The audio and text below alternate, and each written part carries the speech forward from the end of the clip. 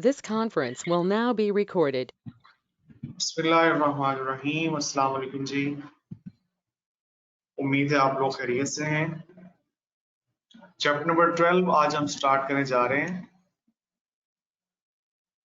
Introduction two winding up इस chapter का title है और हमारा जो आज का लेक्चर है, आज के लेक्चर का टॉपिक वो है वाइंडिंग अप। हम वाइंडिंग अप का मीनिंग डिस्कस करेंगे, modes of winding up discuss करेंगे। ठीक है जी, तो स्टार्ट करते हैं जी वाइंडिंग अप के मीनिंग से कि जो term winding up of company है, इसका मतलब है वो प्रोसीडिंग्स के जिनके जरिए कंपनी डिसॉल्व हो जाती है। Proceedings by which a company is dissolve, यानी कंपनी की लाइफ जो है वो खत्म हो चुकी है, तो वो प्रोसीडिंग्स जिसके जरिए कंपनी डिसॉल्व हो जाती है उस प्रोसीडिंग को कहते हैं वाइंडिंग अप। और वाइंडिंग अप को लिक्विडेशन भी कहते हैं, कंपनी की लिक्विडेशन। अब इस प्रोसेस में होता क्या है, इस प्रोसीडिंग में, इस प्रोसेस में होता ये है कि कंपनी की जो एसेट्स हैं वो डिस्पोज ऑफ कर दिए जाते हैं, कंपनी के डेट्स जो हैं वो पे ऑफ किए जाते हैं, जो रियलाइज्ड एसेट्स में से जो पैसे वैसे आए हैं उनमें से कंपनी के जिम्मे जो कर्जे थे वो अदा किए जाते हैं। और या फिर अगर रियलाइज्ड एसेट्स जो हैं, मतलब जो एसेट्स बेच के जो पैसे आए हैं वो भी अप्लाई हो चुके हैं, अभी भी कर्जे कुछ बाकी हैं अदा करने वाले, तो फिर कॉन्ट्रीब्यूटरीज से कहते हैं कि जनाब आप पैसे लेके आए ताकि वो कर्जे अदा किए जा सके। अब कॉन्ट्रीब्यूटरीज में कौन कौन लोग शामिल हैं, तो एक एग्जांपल देता हूँ आपको। जैसे आपको याद है, आपने कंपनी लिमिटेड बाय गारंटी का जब कॉन्सेप्ट पढ़ा था पहली मर्तबा, तो उसकी डेफिनेशन में हमने ये पढ़ा था कि इस कंपनी के जो मेंबर्स हैं वो कंपनी बनाते वक्त ये गारंटी देते हैं कि मुस्तकबिल में कंपनी जब वाइंड अप हो गई उस वक्त अगर इसके ऊपर कर्जे हुए तो हम मेंबर्स में से हर एक मेंबर एक पर्टिकुलर अमाउंट की हद तक कंट्रीब्यूट करेगा ताकि वो कर्जे अदा किए जा सके। तो ये फिर तमाम लोग कंट्रीब्यूटरीज कहलाएंगे। तो अगर रियलाइज्ड एसेट्स वाले पैसे कम पड़ गए हैं कर्जों की अदायगी के लिए, फिर कंट्रीब्यूटरी से कहा जाएगा भी आपने चूंकि वादा किया हुआ था तो आप लोग पैसे लेके आए। खैर, अगर कर्जे भी अदा हो गए और पैसे बच गए हैं, सरप्लस है, तो ये जो सरप्लस है ये फिर मेंबर्स में डिस्ट्रीब्यूट कर दिया जाएगा कंपनी में उनकी शेयर होल्डिंग के प्रोपोर्शन के लिहाज से। अच्छा, ये जो प्रोसेस ऑफ वाइंडिंग अप है, it begins after the court passes the order for winding up. जब अदालत वाइंडिंग अप का ऑर्डर पास कर देती है, ऑर्डर दे देती है, तब ये वाइंडिंग अप का प्रोसेस शुरू होता है।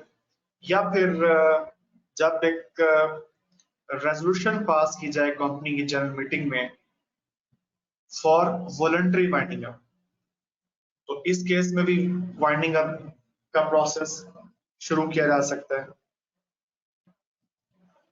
कहते हैं जब ये वाइंडिंग अप की प्रोसीडिंग कंप्लीट हो जाती हैं तो कंपनी डिसॉल्व हो जाती है, और जब कंपनी डिसॉल्व हो जाती है तो अब फिर कंपनी का वजूद नहीं रहता, कंपनी सीजेस टू एग्जिस्ट, इसकी एग्जिस्टेंस खत्म हो जाती है। जी बताएं, ये सारे पॉइंट समझ आ गए इंट्रोडक्टरी पॉइंट्स में? अच्छा जी, इसके बाद है modes of winding up. Company की जो वाइंडिंग अप है वो मुख्तलिफ तरीकों से की जा सकती है। उसमें सबसे पहला है बाय द कोड, या फिर दूसरा है वॉलंटरी वाइंडिंग अप, या फिर तीसरा है subject to the supervision of the court. इन तीनों को हम वन बाय वन डिटेल से डिस्कस करेंगे,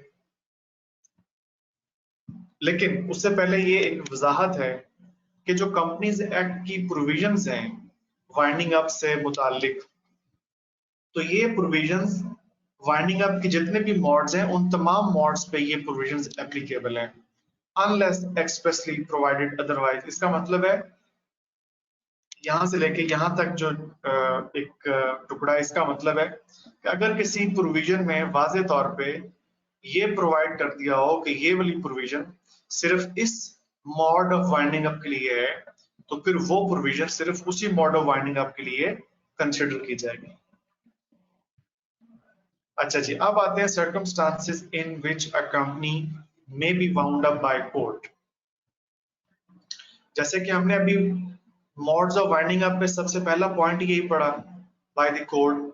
तो अब हम ये देखते हैं कि कौन से ऐसे केसेस हैं, सिचुएशंस, सर्कमस्टांसेस हैं कि जिनमें अदालती हुक्म के जरिए कंपनी की वाइंडिंग अप की जा सकती है। तो सबसे पहला पॉइंट है जी कि अगर स्पेशल रेजोल्यूशन के जरिए कंपनी की जनरल मीटिंग में स्पेशल रेजोल्यूशन के जरिए ये डिसाइड कर लिया जाए कि कंपनी की जो वाइंडिंग अप है वो अदालत के जरिए करवानी है, तो फिर कोर्ट के जरिए वाइंडिंग अप करवाई जाएगी इस कंपनी। ठीक है। दूसरा पॉइंट है कि अगर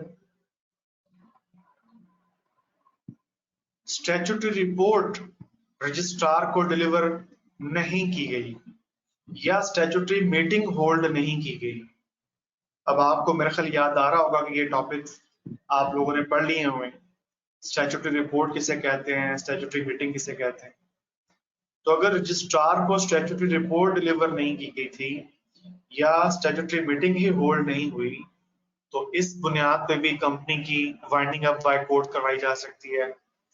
और तीसरा सर्कमस्टांस है कि अगर दो कंसेक्टिव एजीएम्स होल्ड नहीं की गई, या फिर नेक्स्ट पॉइंट है कि अगर फाइनेंशियल स्टेटमेंट्स जो हैं या एनुअल रिटर्न्स कितनी immediately preceding two consecutive financial years की, जो पिछले दो मुसलसल 2 साल हैं फाइनेंशियल ईयर्स, उनकी एनुअल रिटर्न्स या फाइनेंशियल स्टेटमेंट्स रजिस्ट्रार को फाइल नहीं की गई, तो इस बुनियाद पर भी वाइंडिंग अप बाय कोर्ट करवाई जा सकती है इस कंपनी की।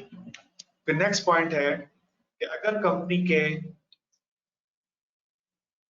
मेंबर्स की तादाद कम हो गई हो, in case of public company 3 से कम हो गई हो, in case of private company 2 से कम हो गई हो।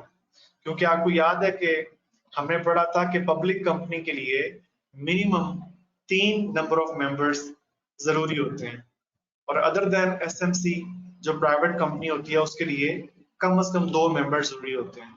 तो इसका मतलब है जब स्टैट्यूटरी लिमिट से भी कम मेंबर्स चले गए, तो इस सूरत में भी कंपनी की वाइंडिंग अप बाय कोर्ट करवाई जा सकती है। फिर नेक्स्ट पॉइंट है कि अगर कंपनी अपने कर्जे अदा करने के काबिल नहीं रही। फिर नेक्स्ट पॉइंट है कि अगर एक कंपनी वजूद में लाई गई थी किसी अनलॉफुल या फ्रॉडुलेंट एक्टिविटीज के लिए, या अनलॉफुल या फ्रॉडुलेंट एक्टिविटीज के लिए तो वजूद में नहीं लाई गई थी, लेकिन बहरहाल अब वो कंपनी अनलॉफुल या फ्रॉडुलेंट एक्टिविटीज कर रही है, ठीक है, तो इस बुनियाद पे भी winding up by court company की करवाई जाएगी। फिर नेक्स्ट पॉइंट है कि अगर एक कंपनी कोई प्रोहिबिटेड बिजनेस, एक ऐसा कारोबार जो कानून ने मना कर रखा था, अगर एक कंपनी कोई ऐसा प्रोहिबिटेड बिजनेस कैरी ऑन कर रही है, कोई ऐसा कारोबार जो किसी मौजूदा कानून के तहत, पाकिस्तान में किसी मौजूदा कानून के तहत प्रोहिबिटेड था, law for the time being in force in Pakistan का मतलब है पाकिस्तान का कोई मौजूदा कानून, तो उसके तहत अगर कोई बिजनेस प्रोहिबिटेड था और उसके बावजूद कंपनी वो बिजनेस कैरी ऑन कर रही है, या एक बिजनेस किसी कानून के तहत रिस्ट्रिक्टेड था, लॉ के तहत, किसी लॉ के तहत रिस्ट्रिक्टेड था, या रूल्स या रेगुलेशंस के तहत रिस्ट्रिक्टेड था, कौन से रूल्स रेगुलेशंस? वंस अगेन मौजूदा, पाकिस्तान में मौजूद, ये नहीं कुछ साबका रूल्स रेगुलेशंस थे और वो खत्म हो चुके थे, नहीं, मौजूदा रूल्स रेगुलेशंस या किसी मौजूदा कानून के तहत कोई कारोबार रिस्ट्रिक्टेड था और उसके बावजूद कंपनी वो कारोबार कर रही थी, तो इस बुनियाद भी इसकी वाइंडिंग अप बाय कोर्ट करवाई जाएगी। फिर यह है कि अगर कंपनी का कारोबार इस अंदाज में कंडक्ट किया जा रहा है कि जो अंदाज कंपनी के माइनॉरिटी मेंबर्स के लिए नुकसानदेह है, उनसे जुल्म हो रहा है, उनके लिए उनसे नाइंसाफी हो रही है। ठीक है, ये तमाम जो उर्दू में अल्फाज मैंने बोले हैं इसके लिए बोले हैं, ऑप्रेसिव के लिए। तो अगर हम माइनॉरिटी मेंबर्स को डिफाइन करना चाहें तो आगे इसको ब्रैकेट में डिफाइन कर दिया गया है कि members together holding not less than 10% of equity share capital.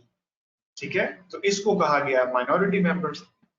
तो अगर कंपनी का कारोबार ऐसे अंदाज में रन किया जा रहा है कि जिससे कंपनी के जो माइनॉरिटी मेंबर्स हैं उनके साथ जुल्म नाइंसाफी हो रही है, ठीक है, या फिर उन पर्सन्स के साथ के जिन पर्सन्स का ताल्लुक कंपनी की फॉर्मेशन या प्रमोशन के साथ था, उन पर्सन्स के साथ जो है वो ऑपरेशन हो रहा है, जुल्म ज्यादती हो रही है, नाइंसाफी हो रही है, कंपनी का कारोबार ऐसे अंदाज में रन किया जा रहा है, तो इस बुनियाद पर भी वाइंडिंग अप बाय कोर्ट करवाई जाएगी।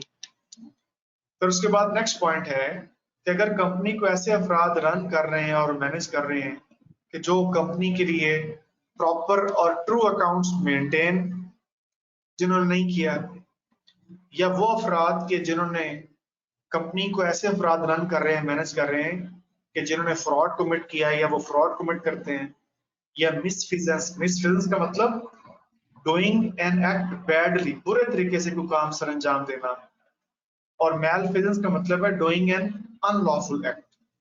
ठीक है, तो अगर कंपनी को इस किस्म के अफराद रन कर रहे हैं, मैनेज कर रहे हैं, ठीक है, कि जो या तो प्रॉपर और ट्रू अकाउंट्स मेंटेन नहीं करते, या फ्रॉड कमिट करते हैं, या मिसफिजेंस के मुर्तकिब होते हैं, या मैलफिजेंस के मुर्तकिब होते हैं in relation to the company, तो इस बुनियाद पे भी कंपनी की वाइंडिंग अप बाय कोर्ट करवाई जाएगी।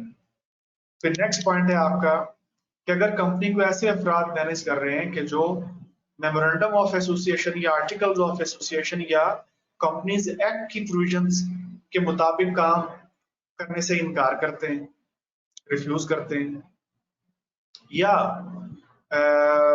वो डायरेक्शन या वो डिसीजन कि जो कमीशन या रजिस्ट्रार ने दिया था या दिए थे कानून के तहत जो इन्हें इख्तियारात हासिल हैं, उन इख्तियारात को इस्तेमाल करते हुए कमीशन ने या रजिस्ट्रार ने कोई डिसीजन दिया था या कोई डायरेक्शन दी थी और उस डायरेक्शन या उस डिसीजन के ऊपर अमल नहीं किया, कंपनी को ऐसे अफराद रन कर रहे हैं, तो इस सूरत में भी कंपनी की वाइंडिंग अप बाय कोर्ट करवाई जाएगी। अच्छा, इसके बाद नेक्स्ट पॉइंट है कि अगर एक लिस्टेड कंपनी हो और it ceases to be listed company, जैसे कि लिस्टिंग उसकी रिफ्यूज हो जाए या कैंसिल कर दी जाए।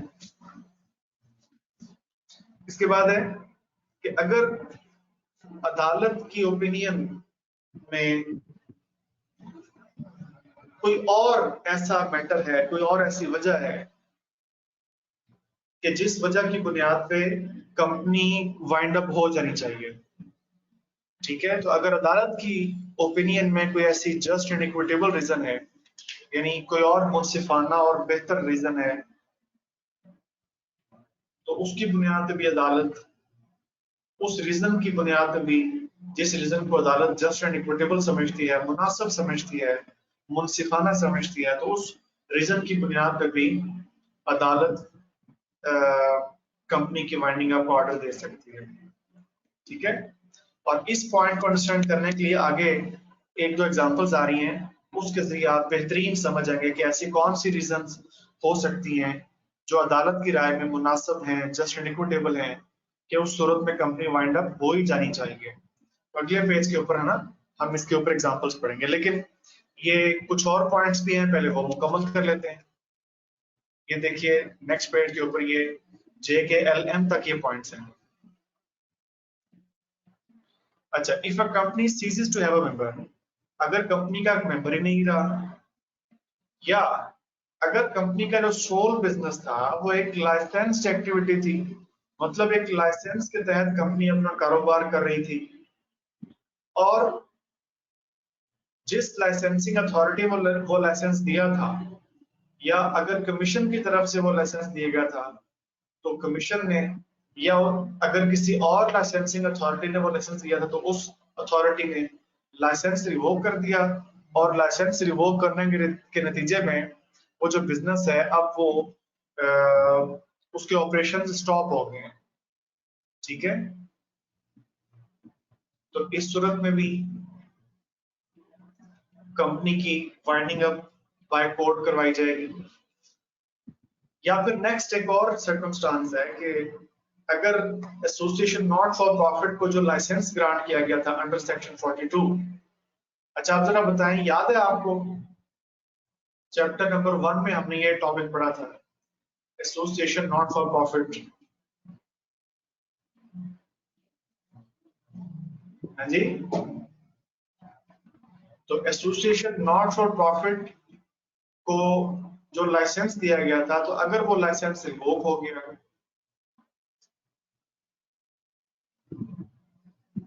तो इस केस में भी इसकी वाइंडिंग अप कर दी जाएगी।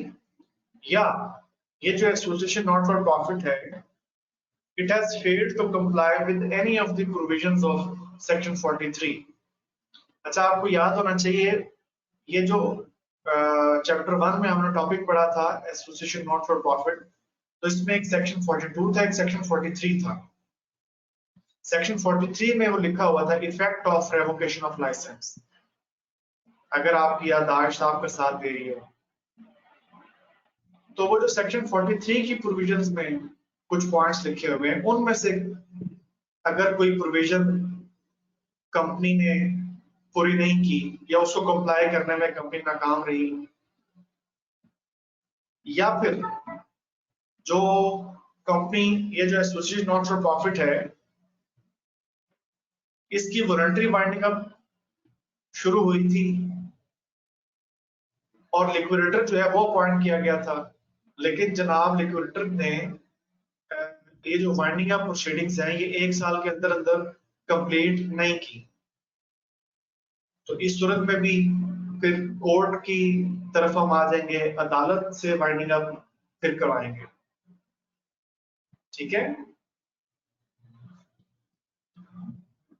और या फिर आखिरी पॉइंट लिखा हुआ है कि if a listed company suspends its business for a whole year, अगर एक लिस्टेड कंपनी हो और एक मुकम्मल पूरा साल इस कंपनी ने जो अपना बिजनेस है वो सस्पेंड रखा है,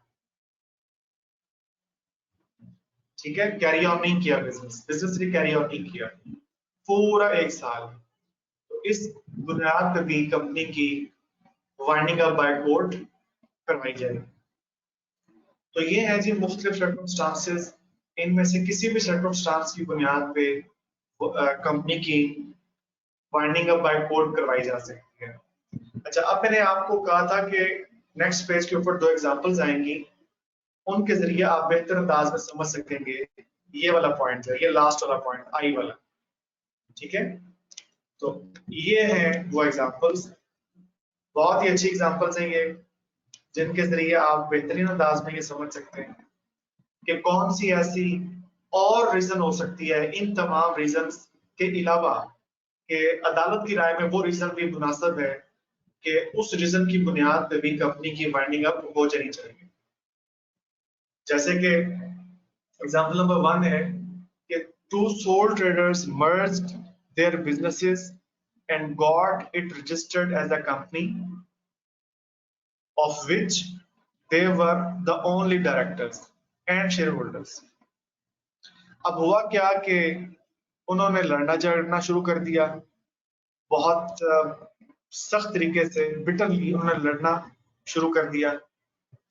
ठीक है, लड़ पड़े वो, और इस लड़ाई के बाद फिर क्या हुआ, एक ने दूसरे के खिलाफ फ्रॉड का मुकदमा दायर कर दिया। इसी दौरान क्या हुआ, उनकी बोलचाल भी बंद हो गई, और उन्होंने जो बोर्ड मीटिंग कंडक्ट की है वो बाय पासिंग नोट्स कंडक्ट की है, लिख के पर्ची इसने उसको भेज दी, उसने इसको भेज दी, ठीक है, through the hands of the secretary. The defendant in the fraud action petition for winding up. अब जो डिफेंडेंट था उन दोनों में से, उसने क्या किया, वाइंडिंग अप बाय कोर्ट के लिए अदालत में पिटिशन फाइल कर दी, मतलब एप्लीकेशन फाइल कर दी। तो अदालत ने फैसला किया कि in substance these two persons are really partners. मतलब अगर हम इनके रिलेशन को देखें तो पार्टनर्स जैसा रिलेशन था, अगरचे इन्होंने कंपनी बनाई थी ऑब्वियसली, लेकिन इनका ताल्लुक एक पार्टनर जैसा था। And by analogy with the law of partnership, partnership के ऊपर अगर हम क्यास करें तो लॉ ऑफ पार्टनरशिप में ये उसूल दिया हुआ है कि अगर कभी पार्टनर्स के बीच में इस किस्म की नौबत आ जाए कि उनके दरमियान बोलचाल बंद हो जाए, तो लॉ ऑफ पार्टनरशिप ये कहता है कि पार्टनरशिप डिसॉल्व कर दी जाएगी। ये एक रीजन है पार्टनरशिप को डिसॉल्व कराने के लिए। तो अगरचे ये जो मामला हमने पढ़ा ये एक कंपनी के दो शेयर होल्डर्स का था, लेकिन अदालत की ओपिनियन में ये एक सिचुएशन ऐसी है कि इस सिचुएशन की बुनियाद पे अदालत से वार्निंग अप करवाई जा सकती है।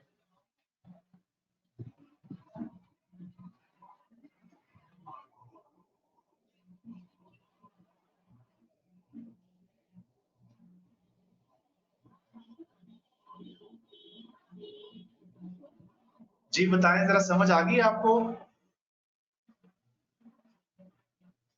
बच्चों?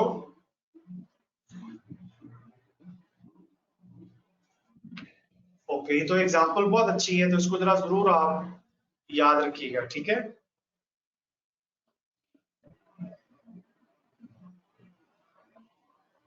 और इसी तरह ये जो एग्जांपल है, नेक्स्ट एग्जांपल, ये भी अदालत की राय में ये भी एक ऐसी सिचुएशन है कि इस सूरत में भी कंपनी की बाइंडिंग अप बाय कोर्ट करवाई जा सकती है। तो इसके जरा देख लीजिएगा, एक एग्जांपल मैं आपके पढ़ने के लिए छोड़ रहा हूं, आपकी प्रैक्टिस के लिए। अगर कहीं कंफ्यूजन हुई तो फिर आप मुझसे पूछेंगे, ठीक है? लेकिन just for the purpose of your practice मैं ये आपको ये एग्जांपल दे रहा हूं पढ़ने के लिए। मिसफिजेंस मतलब बुरे तरीके से कोई काम सर अंजाम देना। मतलब एक एक होता है यार, काम आप सर अंजाम दे आसान अंदाज में अच्छे तरीके से, लेकिन जिस तरह वो हम कहते हैं ना मगरूराना, बहुत बुरे तरीके से कोई काम सर अंजाम देना, उसे कहते हैं मिसफिजेंस, ठीक है? अच्छा जी, सवाल का जवाब मिल गया आपको? पिछले पेज से मुतालिक आपका सवाल था, बताएं जी।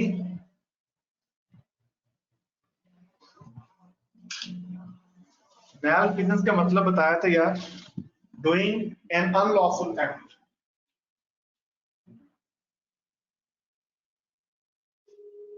ठीक है? कोई गैर कानूनी काम करना।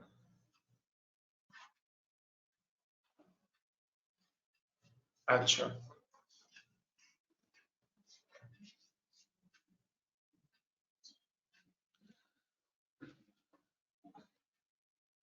क्लियर हो गया, चलें आगे चलें। अनलॉफुल एक्टिविटी,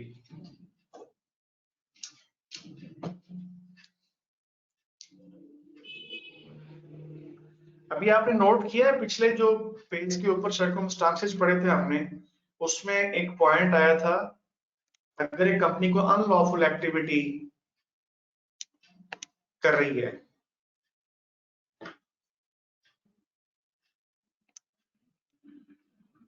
ये वाला जो पॉइंट है याद आ गया, ये देखें। हाँ जी, ये देखें, अनलॉफुल और फ्रॉडुलेंट एक्टिविटी है। तो अब नेक्स्ट पेज के ऊपर आप देखें, एक पूरा टॉपिक आ गया, अनलॉफुल एक्टिविटी। ओके हो गया? इसको हम देखते हैं कि ये अनलॉफुल एक्टिविटी से क्या मुराद है। तो कहते हैं कि कोई भी ऐसी स्कीम या कोई भी ऐसा बिजनेस, चाहे उसका कोई भी नाम रखा गया हो, कोई भी ऐसी स्कीम या कोई भी ऐसा बिजनेस जो कि कैरी ऑन किया जा रहा है, या उस स्कीम या बिजनेस की प्रमोशन की जा रही है, तो वो प्रोमो तो ऐसा करना अनलॉफुल एक्टिविटी तस्वुर किया जाएगा।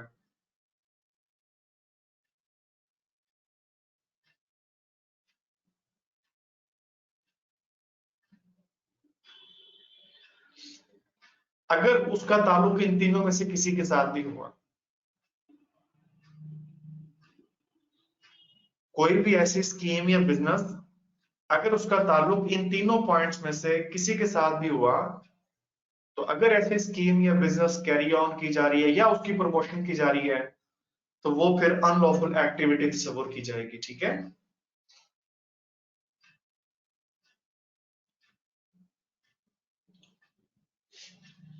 अब वन बाय वन डिस्कस करते हैं। तो जो पहला पॉइंट है, अच्छा इससे इससे पहले कि ये लफ्ज बलफ्ज ये पढ़े, मैं इस पूरे पॉइंट का मफहूम पहले आपको बता देता हूं, जिससे आपको ये पढ़ना आसान होगा फिर। अच्छा, अब तो खैर ऐसा नहीं होता, लेकिन उसकी वजह यह है कि ये लॉ की प्रोविजन की वजह से अब लोगों में डर है, अब वो काम नहीं करते। लेकिन बहुत से साल पहले की बात है कि ये काम बहुत आम हो गया था कि लोगों ने क्या करना शुरू कर दिया था कि जी कोई कूपन बेच रहे हैं, कोई टिकट बेच रहे हैं, और उसके जरिए से लोगों से रकम वो क्या कर रहे हैं, बटोर रहे हैं।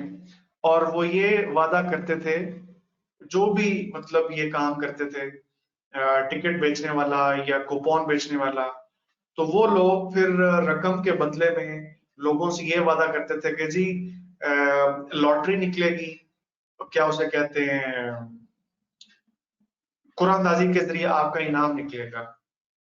तो कोई बाइक का झांसा देता था, कोई गाड़ी का, कोई कैश प्राइज का। तो इस तरह लोगों से रकूम वसूल की जाती थी। ठीक है, जैसे कि ये कहा गया 100 रुपए की जो टिकट है तो ये आप लें, या 100 रुपए का कूपन है ये आप लें, और अगले महीने की फलां तारीख को कुरानदाजी होगी, लॉटरी निकलेगी आपकी, या कुरानदाजी होगी और उसमें एक मोटर बाइक निकलेगी।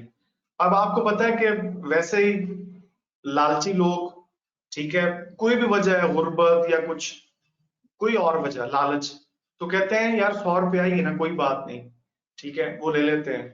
तो आप ये देखें, इसकी तरफ से 100 रुपया गया, लेकिन वो जो बंदा ये काम कर रहा है उसने पता नहीं कितने हजार 100 जमा कर लिए हैं। ठीक है, तो अगर वो एक मोटर बाइक इनाम में दे देता है, तो उसने तो जनाब लाखों रुपए अर्न कर लिए ना इस एक्टिविटी के नतीजे में। तो इसीलिए फिर कानून में इस किस्म की एक्टिविटी को, इस किस्म की स्कीम को अनलॉफुल एक्टिविटी करार दिया गया। जरा बताएंगे, बात समझ आई आपको? मैंने कोशिश की आपको कि बड़े आसान से अंदाज में ये पूरी बात समझा सकूं। ओके, बड़ी अच्छी बात है, चलिए ठीक हो गया। अच्छा, दूसरा पॉइंट है कि रेफरल मार्केटिंग अगर कोई करता है, या कोई मल्टी लेवल मार्केटिंग अगर कोई करता है, या पिरामिड या पॉन्जी स्कीम्स की तरफ से अगर कोई काम करता है, तो ये भी अनलॉफुल एक्टिविटी है। अब जिस तरह पहले पॉइंट का मफहूम आपको आसान से अंदाज में बताया था, मैं कोशिश करता हूं कि ये बी पॉइंट भी आपको आसान से अंदाज में बता दूं। ये रेफरल मार्केटिंग या मल्टी लेवल मार्केटिंग या पिरामिड या पॉन्जी स्कीम, ये किस किस्म की स्कीम्स, तो ये भी माजी में चंद साल पहले की बात है, पाकिस्तान में ये भी धंधा बहुत उरूज पे चला गया था। जिसमें ये होता था कि कंपनी आई, उसने कहा कि ये हमारी प्रोडक्ट है, एक बंदा खुद आके परचेज करे, और अगर वो आगे मिसाल के तौर पे 5 लोगों को रेफर करता है ना, और हमसे वो चीज खरीदवाता है उन पांचों को, तो उन पांचों के जो पैसे आएंगे उन पैसों में से आपको भी शेयर दिया जाएगा। और फिर उन पांचों में से हर एक अगर आगे 5-5 बंदे रेफर करता है, तो फिर उस रेफर करने वाले को भी उन आने वालों के पैसों में से शेयर दिया जाएगा। जरा मुझे इतना बता दें, यहां तक बात समझ आई है? अरे वाह आप यार, क्या बात है, आपको तो नाम भी पता, आपने तो नाम भी ले लिया। एग्जैक्टली exactly, बिल्कुल ठीक नाम लिया आपने। ठीक है, बिल्कुल बिल्कुल बिल्कुल। तो इस किस्म की कंपनी आप देखा, अब आपको नजर नहीं आती। ठीक है, क्योंकि ये बहुत ये एक फ्रॉड का एक नया अंदाज था, इसको नाम दिया गया था मल्टी लेवल मार्केटिंग या रेफरल मार्केटिंग। मतलब आप एक बंदा रेफर करें, ठीक है, उसके हिस्से में से फिर वो जो रेफर करेगा उसके उसकी तरफ से आने वाली अमाउंट में से भी आपको पैसे दिए जाएंगे। तो इसको भी अनलॉफुल एक्टिविटी करार दे दिया गया, ठीक है। अच्छा, ये इसको पिरामिड इसलिए नाम दिया गया, अगर आपने पिरामिड ऑफ इजिप्ट देखे हो, पिरामिड वो मिस्र के जो थे उनकी शक्ल ऐसे बनती है ना, इजिप्शियन पिरामिड जो है, ठीक है। तो ये इसको भी पिरामिड स्कीम का नाम इसलिए दिया गया कि यहां भी एक कंपनी कह रही है कि जी एक बंदा आए, वो फिर आगे 5 बंदे रेफर करे, ठीक है, फिर उनमें से हर एक आगे 5-5 रेफर करे, तो इस तरह बढ़ते बढ़ते बढ़ते बढ़ते ये इस तरह की शक्ल से बन जाती थी, इसलिए इसको ये नाम दिया गया पिरामिड स्कीम का। और पॉन्जी स्कीम इसे इसलिए कहा जाता है क्योंकि अमेरिका में एक बंदा था, उसका नाम था ये पॉन्जी, ठीक है। तो उसने इस किस्म का काम पहली मरतबा शुरू किया गया था, तो इस किस्म के काम को फिर पॉन्जी स्कीम भी कहते हैं। और ये रेफरल मार्केटिंग और मल्टी लेवल मार्केटिंग भी इसी किस्म के काम को कहते हैं, ठीक है जी।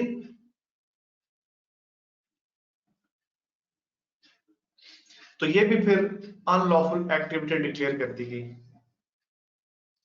ठीक है हसन भाई, आपने तो यार कंपनी का नाम ही ले लिया। हाँ, ठीक है। अच्छा, इसके बाद नेक्स्ट पॉइंट है,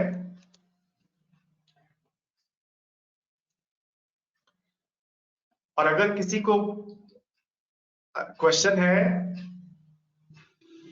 तो अभी भी, नहीं तो लेक्चर जब मैं खत्म करूंगा तब भी आप क्वेश्चन कर सकते हैं मुझे, ठीक है। अगर किसी को और वजाहत चाहिए, इवन मैं नाम भी ले दूंगा उन कंपनीज का जो पाकिस्तान में काम करती थी इस तरह की, ठीक है। तो लेक्चर खत्म होने पे भी आप सवाल पूछ सकते हैं और डिस्कशन कर सकते हैं इसके ऊपर, हम मैं इसको और एक्सप्लेन कर सकता हूँ।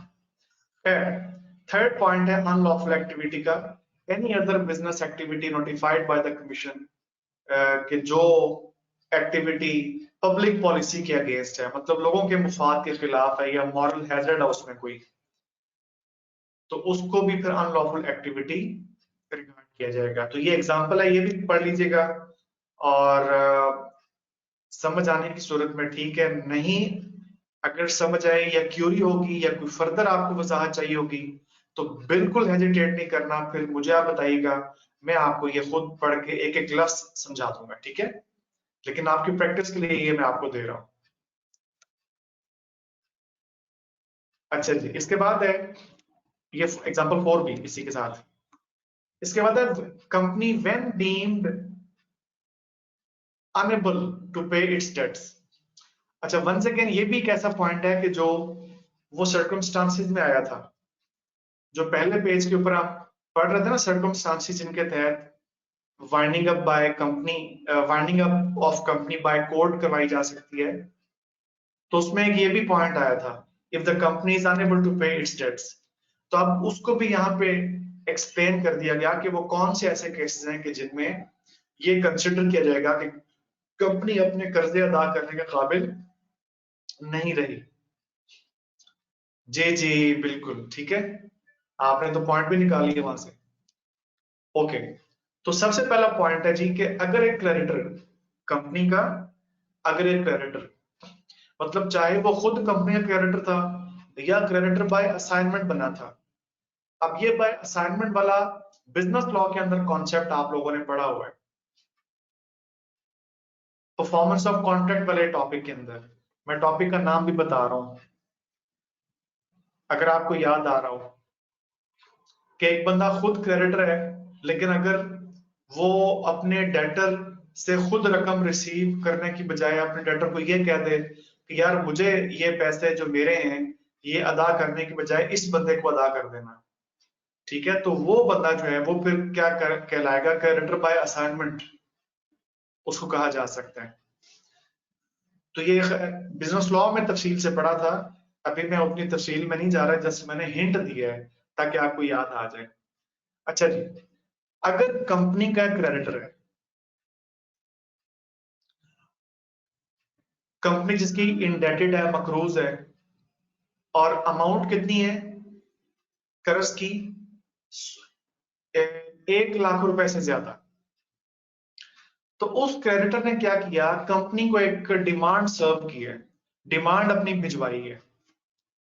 डिमांड सर्व किए का मतलब कंपनी को उसने डिमांड अपनी भिजवाई है रजिस्टर्ड पोस्ट के जरिए और कंपनी के रजिस्टर्ड ऑफिस पे, कि जिसमें उसने डिमांड किया कि ये पैसे जो हैं वो ड्यू हैं, तो वो आप दे दें, और अभी तक पैसे उधर से नहीं आए।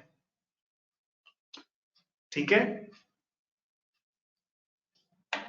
तो या तो वो डिमांड खुद उसने जो रजिस्टर्ड पोस्ट के जरिए भिजवाई है अपने साइन के साथ, ठीक है, या फिर अपने लीगल एडवाइजर के जरिए, अपने वकील के जरिए। तो लीगल एडवाइजर ने भी कंपनी के क्रेडिटर के बिहाफ पे अगर वो डिमांड भिजवा दी है ना इन राइटिंग कंपनी के रजिस्टर्ड ऑफिस के पते पे, तो ये भी ठीक है। अब उस डिमांड में कंपनी से क्या रिक्वायर किया गया है, कंपनी से ये रिक्वायर किया गया है कि वो जो डेट ड्यू है वो पे करें। तो अगर कंपनी ने वो रकम अदा नहीं की उस डिमांड के 30 दिन के अंदर अंदर,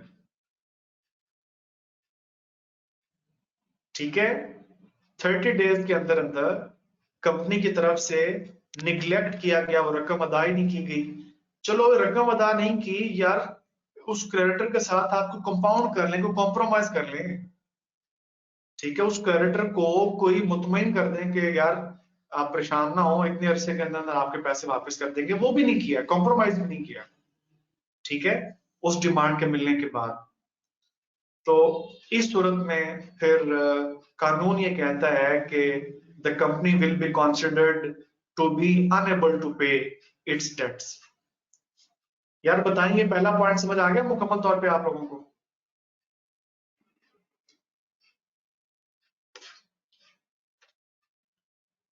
ओके, बी पॉइंट है कि अगर क्रेडिटर कोर्ट चला गया, अदालत में दरख्वास्त दायर की कंपनी के खिलाफ और कहा कि ये कंपनी है, इतने मेरे पैसे हैं, डेट है, कर्ज है कंपनी के ऊपर, और कंपनी ने मुझे अदा नहीं किया, लिहाजा मैं कोर्ट से रिक्वेस्ट करता हूं कि अदालत हुक्म दे कंपनी को कि मेरा कर्जा वापस किया जाए।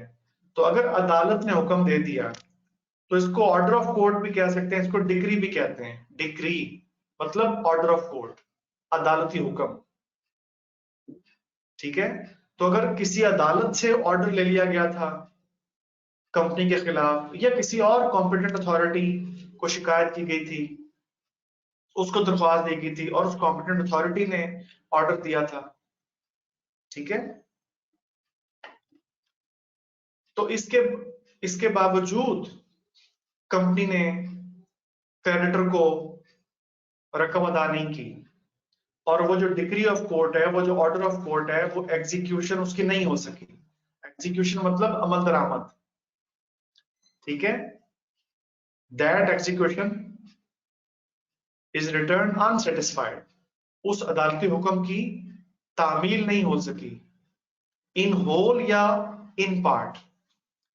होल का मतलब सारे के सारे पैसे नहीं दिए अदालती हुक्म के बावजूद, या कुछ दे दिए कुछ नहीं दिए, ये है इन पार्ट। तो इस केस में भी हम क्या कहेंगे कि कंपनी अनेबल है अपने कर्जे अदा करने के लिए। और अच्छा बताइए, दूसरा पॉइंट समझ आ गया, बी पॉइंट। अच्छा, तीसरा पॉइंट है कि if it is proved to the satisfaction of the court, अगर अदालत को इत्मीनान हो जाए कि कंपनी जो है वो अपने कर्जे अदा करने के काबिल नहीं है, मतलब कोई और, इन दो तो पॉइंट ऊपर आपने पढ़ लिया ना, ठीक है, इनके अलावा कोई भी और ऐसी सूरत है कि जिस सिचुएशन में मामले को कोर्ट में ले जाया गया और कोर्ट सेटिस्फाइड है, मुतमईन है कि वाकई ही ये सिचुएशन भी ऐसी है कि इसमें कंपनी जो है वो अनेबल है अपने डेट्स पे करने के लिए, तो उस सूरत में भी फिर यही कंसिडर किया जाएगा कि company is unable, company is considered to be unable to pay its debts. लेकिन इसमें क्या होगा, जब अदालत अपना इत्मीनान कर रही है कि कंपनी अपने कर्जे अदा करने के काबिल है या नहीं, तो उस दौरान अदालत एक चीज को जरूर मद्देनजर रखेगी, कंपनी की जो कंटिजेंट और प्रोस्पेक्टिव लायबिलिटीज हैं। अब आप पूछेंगे ये कौन सी लायबिलिटीज हैं, तो कंटिजेंट लायबिलिटी का मतलब ऐसी लायबिलिटी होती है कि जो किसी फ्यूचर इवेंट पे डिपेंडेंट होती है। फिर सुन लें, कंटिजेंट लायबिलिटी का मतलब कोई ऐसी liability which is dependent on the outcome of a future event. अब आप जरूर मुझसे पूछेंगे सर जरा एग्जांपल के जरिए बता दें। मिसाल के तौर पे कंपनी के खिलाफ किसी और अदालत में एक केस दायर हुआ था और वो केस भी कर्जे का ही था कि कंपनी ने उस क्रेडिटर का कर्जा अदा नहीं किया, मतलब कोई और पार्टी उस कंपनी के खिलाफ किसी और कोर्ट गई हुई थी। तो इसका मतलब है उस कोर्ट का जो ऑर्डर आना है और उस कोर्ट के ऑर्डर या उस कोर्ट के फैसले के नतीजे में भी कंपनी के ऊपर लायबिलिटी आ सकती है। मतलब ये भी हो सकता है कि वो वाली कोर्ट अदालत वो वाली जो है वो कंपनी को ऑर्डर दे कि भाई आप पे करें। तो इस किस्म की लायबिलिटी को बोलते हैं कॉन्टिजेंट लायबिलिटी। मैं और वाज़ेह करता हूं, मिसाल के तौर पे एक क्रेडिटर ए है, उसने एक कोर्ट के अंदर केस किया हुआ है कंपनी के खिलाफ, ठीक है, कि इसने अभी इस कंपनी ने जी हमारा डेट नहीं दिया। अब मिसाल के तौर पे एक क्रेडिटर बी भी था, उसने किसी और कोर्ट में, अदर कोर्ट में भी मुकदमा दायर किया हुआ है। तो ये जो अदर कोर्ट के अंदर इसके खिलाफ मुकदमा आया हुआ है, तो उस अदालत का जो फैसला आएगा मुमकिन तौर पे वो भी यही हो सकता है कि वो भी कंपनी को ऑर्डर दे कि भाई इस क्रेडिटर बी को पेमेंट करें आप, ठीक है। तो ये जो क्रेडिटर ए की तरफ से इस कोर्ट में मुकदमा दायर किया गया था कंपनी से कर्जे की वापसी के लिए, तो ये वाली कोर्ट फिर उस फैक्टर को भी मद्देनजर रखेगी, वो दूसरी वाली कोर्ट के फैसले को भी मद्देनजर रखेगी, ठीक है।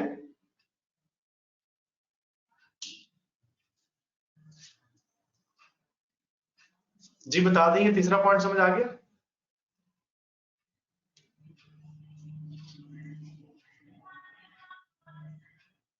ओके जी, ये है जी आपका आज का टॉपिक जो यहाँ पे हम कंक्लूड करते हैं, और इंशाल्लाह फिर नेक्स्ट लेक्चर में नेक्स्ट टॉपिक के साथ फिर शुरू करेंगे। तब तक के लिए अल्लाह हाफिज।